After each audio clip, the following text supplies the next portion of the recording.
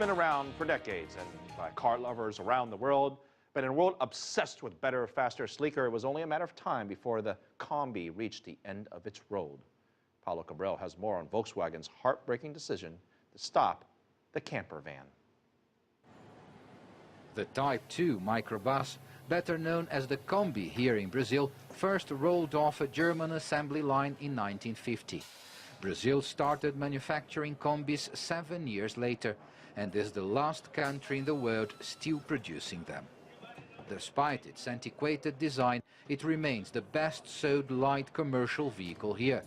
The problem is that it just doesn't fit in the 21st century. We have to stop the production of the Kombi because the legal requirements are changing.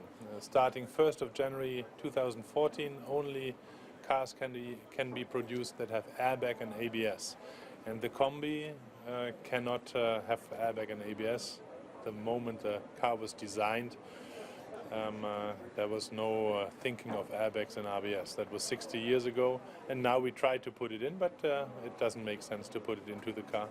There's no obvious replacement for the Volkswagen van.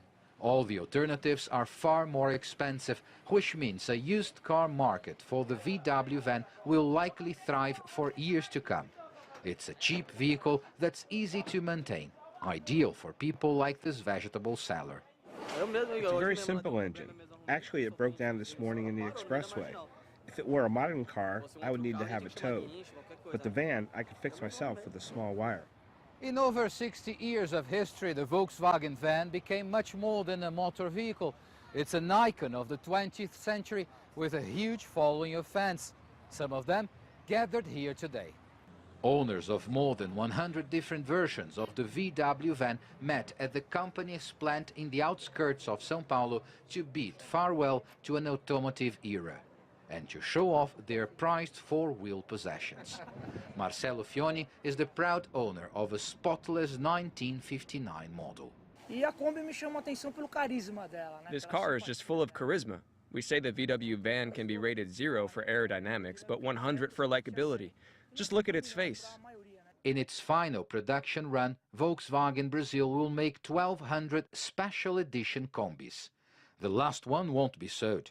Volkswagen will keep it on permanent display at its plant in suburban São Paulo.